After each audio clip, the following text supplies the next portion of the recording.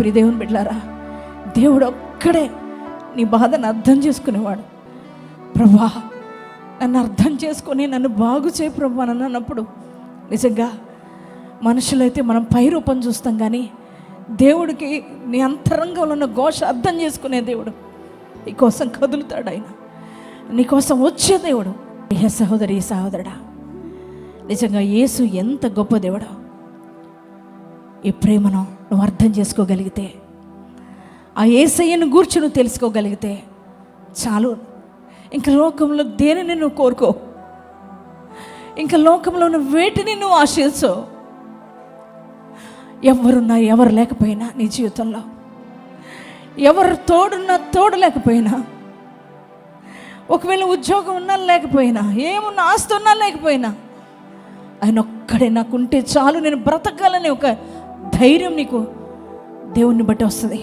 ఆయన నువ్వు అర్థం చేసుకోగలిగితే, ప్రియ సహోదరి సహోదరుడా, నీ బాధను అర్థం చేసుకుంటాడు దేవుడు.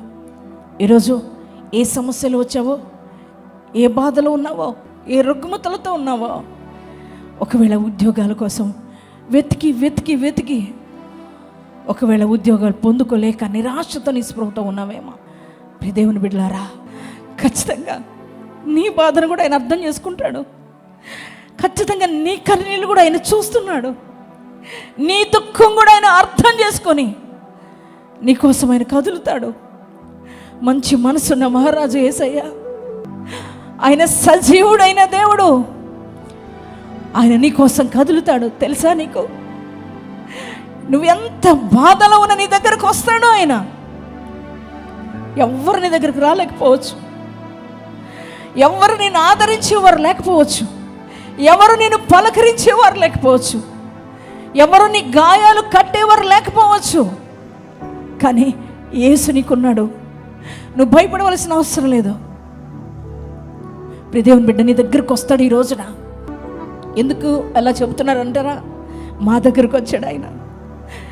ఎవరి ఆదరణ దొరకని పరిస్థితుల్లో, ఎవరి పలకరింపు లేని పరిస్థితుల్లో, అనేక సమస్యల్లో మేము కొట్టుమిట్టాడుతున్నప్పుడు, ఒంటరైపోయినప్పుడు, ప్రియ సహోదరి సహోదరుడా, మా దేవుడు మా దగ్గరకు వచ్చి మమ్మల్ని ఆదరించాడు, ధైర్యపరిచాడు, ఓదార్చాడు. ఆయన మాటల ద్వారా నేనున్నాను అని ఒక భరోసా ఇచ్చాడు. ప్రియ సహోదరి సహోదరుడా, ఈరోజు మేము బ్రతుకున్నామంటే కేవలం యేసును బట్టే. మా పక్షాన ఏ మనుషుడు నిలబడలేదు, ఏ కుటుంబీకులు నిలబడలేదు. మా పక్షాన యేసయ్య ఒక్కడు నిలబడ్డాడు. ప్రతి సమస్యలో మాకు తోడున్నాడు. శ్రమలో నేను నీకు తోడై ఉంటానని వాగ్దానం ఇచ్చిన దేవుడు. శ్రమలో మమ్మల్ని విడిచిపోలేదు. శ్రమల్లో కష్టాల్లో మనుషులందరూ మమ్మల్ని వదిలేశారు.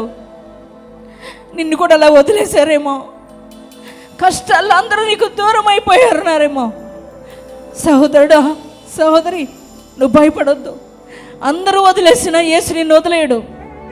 ఈరోజు నిన్ను దర్శిస్తాడు. నీకున్న ప్రతి సమస్య ఏదైనా సరే ఈరోజు పరిష్కరించబడుతుంది. ఈరోజు నువ్వు చేయగలిగింది ఏంటంటే, యేసయ్యను పరిపూర్తిగా నమ్ము. పరిపూర్తిగా నీ హృదయాన్ని దేవునికి అప్పగించుకో. నీ హృదయంలో ఏ ఆలోచన ఉంది కా యేసయ్య మీద గురి పెట్టుకో. ఆయనను ఆధారం చేసుకో. ఈ రోజున ఆయన నువ్వు ఆధారం చేసుకోగలిగితే నీ పరిస్థితులన్నీ మారుస్తాడు ఈ రోజున.